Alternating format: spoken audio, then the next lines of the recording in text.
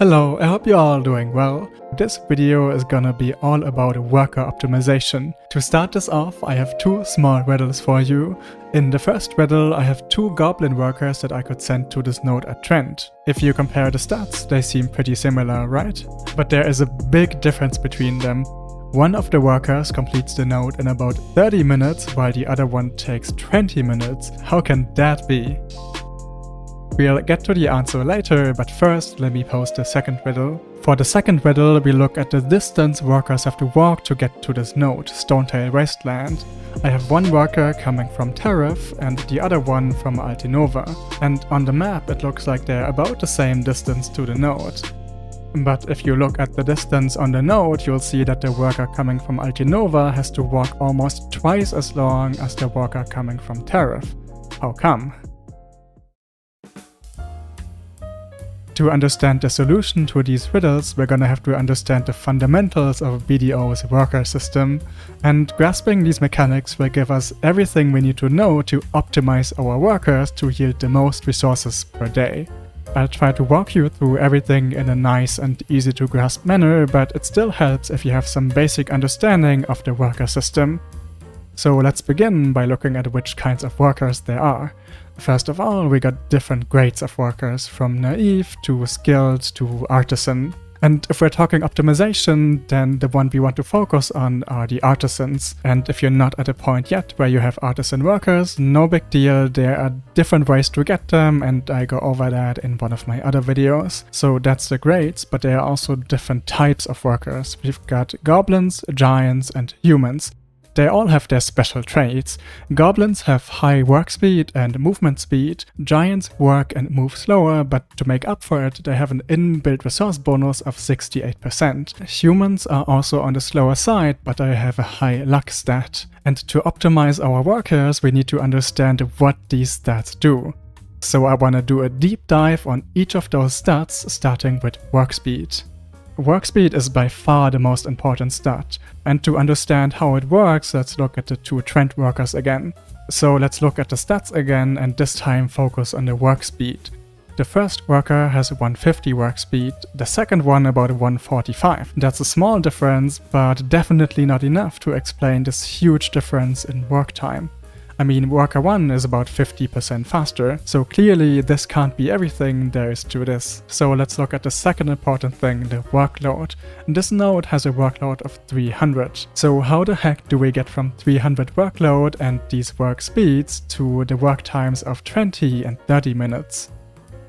Well, the solution to the riddle is that workload is divided into cycles. Each cycle takes 10 minutes. The first worker, having 150 work speed, needs 2 cycles to knock out this 300 workload. The second worker has slightly below 150 work speed, so if we divide 300 by 145, we will get 2 with a remainder, and that remainder gets rounded up to 3 by the game. So the first worker takes 2 cycles, 2 times 10 is 20 minutes, and the second worker needs 3 cycles, so 3 times 10, 30 minutes. By the way, you'll see that it's not exactly 30 minutes, and the difference comes from the travel time, which we'll get to later. And you can already see here that at least for this node, 150 work speed is an important breakpoint because it lets the worker complete the node in one less cycle. The next relevant breakpoint for this node would be 100 work speed, so a worker with 100 work speed can 3 cycle this node, and this is for example relevant to humans and giants. They can never reach 150 work speed, but they can reach 100 work speed. So the big breakpoints you want to keep in mind are 150 work speed for goblins and 100 work speed for giants and humans.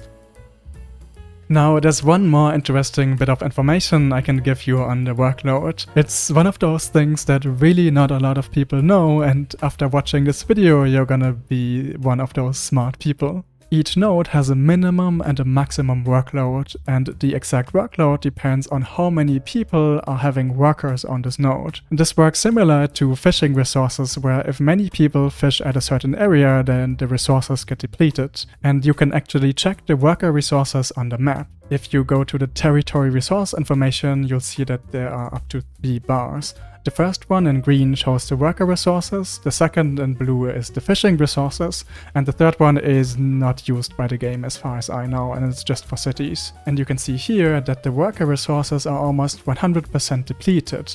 If the worker resources are depleted, you can see the workload is at its maximum, that's around 400 here. The maximum workload is always double the minimum, and the minimum would be 200 in this case. By the way, you can look up the minimum and the maximum workload for each node on the Workerman website. So now you might say, okay, this is cool, but what do I get from this? And the truth is, for the popular nodes that many people have, this is not gonna be all that interesting, because those nodes are always gonna be sitting at the maximum workload. But the less popular nodes tend to sit at maximum resources, as you can see here for the nodes in Valencia entrance. So this node right here is basically at the minimum workload, right? You can see 150 workload, that's incredibly low. So if you know about this resource system, you can identify nodes that might not seem that great on paper because they're so expensive, but the low workload makes them really strong. Just keep in mind that the workload of nodes naturally fluctuates throughout the day. This node usually hangs around between 150 and 155, and the workload can change within minutes. And the other thing is that obviously once more people start picking this node up, then the workload will increase rapidly. So keep in mind that when you're optimizing workers for these low workload nodes, you're basically banking on the fact that it's not gonna become more popular anytime soon. But as of right now, if I put a worker with 150 work speed, maybe plus a bit of leeway on this node, I can one cycle it. So that's 10 minutes of work time, and the other 9 minutes are just pure travel time. So the total work time has two factors. First, the actual work time, and second, the travel time. And as you can see, for the nodes that are farther from town, a large portion of the actual work time will be taken up by the travel time. So for nodes that are really far out, that's where the goblins really start to shine due to their high movement speed. Now about the riddle from the beginning. Why the heck does the Altinova worker have to walk so much longer to this node than the Tariff worker? If you look at the map, then in terms of straight line distance they're about the same. Another theory could be that the workers walk along the node connection. But if you look at these connections, you'll see that both of these workers share most of their path. So what is going on here? The solution to this riddle is that the workers don't magically fly to the node through the air, they actually have to walk on the roads. Similar to how my character would walk if I was to set an autopath. You can see here on the way to Altinova there are all of these serpentines making the distance much longer, right? If you compare that to the way to Tariff, that's basically a straight line. So the map is not the best indicator when it comes to judging the distance to the node. And what you can do is actually check the distance on the node itself. So if I select an Altinova worker, I see the distance from Altinova, and here I see the distance to Tariff. Alright, and that about covers the second important worker stat, movement speed. Now onto the third and by far the most misunderstood, luck. There's been a lot of confusion about worker luck, and I want to be very clear about what it does and what it doesn't do. So first of all, if you look at my terrace storage here, you'll notice these sacks. So these are dedicated lucky drops of the nodes. Here I've got the farmer sack coming from farming nodes and a miner sack coming from mining nodes. Each different kind of node has their own lucky drop. Oftentimes there are these sacks, for some reason lumbering nodes have the random tree stuff as lucky drops. In terms of mechanics, it's refreshingly simple, at least for BDO. And this worker right here has 23 luck, so he has a 23% chance to get the lucky drop each time he completes a task. Humans have the highest luck, and then goblins and giants have about half of that what humans have. Now, one important thing about these lucky drops, you'll see they don't appear on the node UI. You can look them up on external sites, for example they are listed on Workerman, but what's really important to understand is that the items that luck affect don't show up on this worker UI, with very few exceptions. So even though intuitively you might think that on this timber node, for example, the sap would be the lucky drop, it's actually not. It's treated as a common drop just as the timber, and the lucky drop of this node is the tree stuff that is shared by all timber nodes. A few other nodes people get confused on are opals, so in this case here, opal is not the lucky drop, it's just a regular drop. This is a mining node, so the lucky drop is gonna be the miner's sack.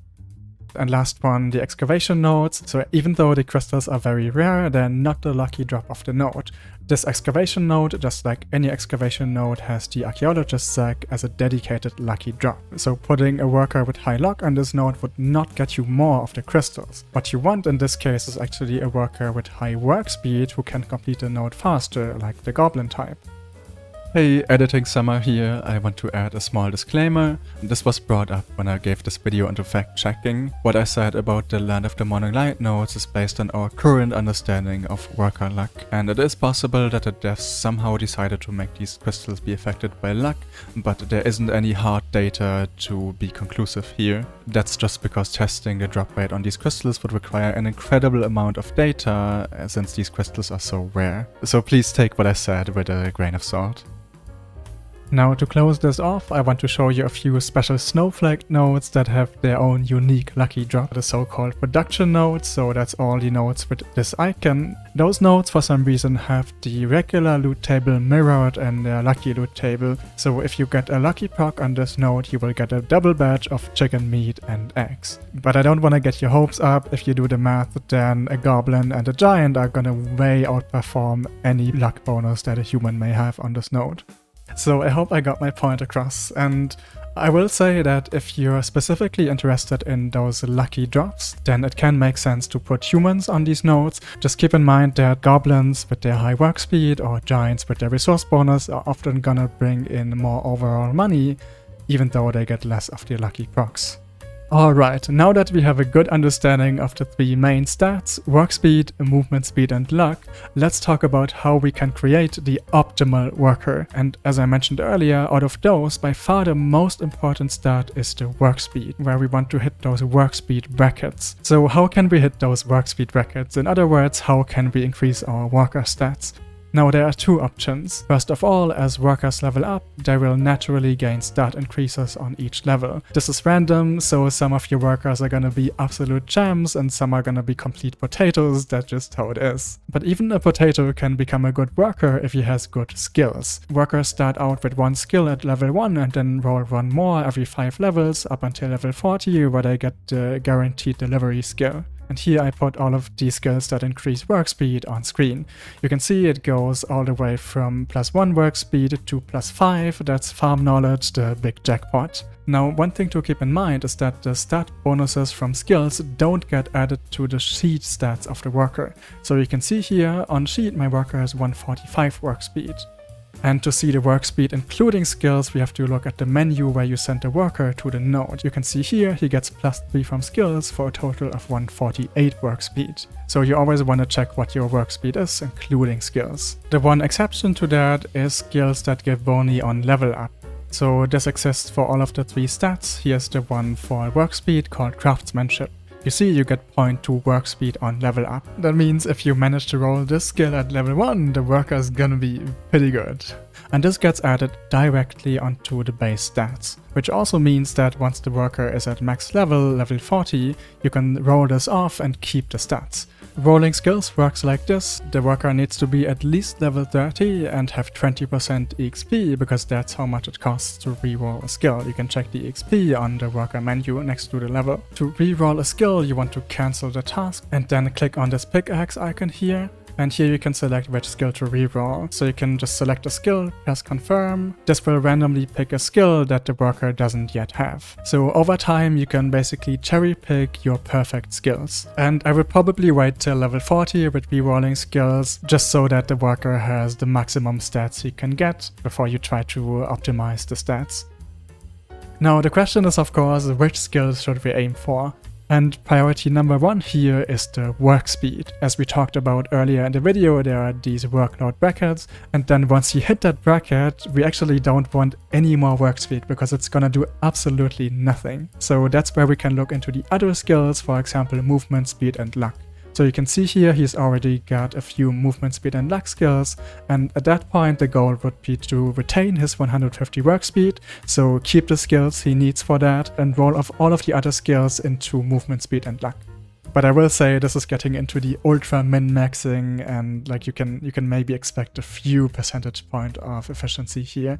Now, knowing all of that, you could basically sit down and figure out the best possible worker for each node. But that's gonna involve a bunch of boring maths, so I'm just gonna point you to the worker man tool. Here you can simply see how the different workers compare if you hover over the worker icon. So for example, you can see here on the lumberjack's rest node, it assumes we have the maximum workload of 300. Then the giant is gonna be ever so slightly better than the goblin, and they're both gonna way outperform the human. Now the important thing here is that this assumes optimal workers, so given this 300 workload node, an optimal giant would have above 100 work speed and the optimal goblin above 150. And that's gonna all get meshed together with the giant bonus and the lucky drops and all of that, and at the end you get the breakdown of how all the different workers compare.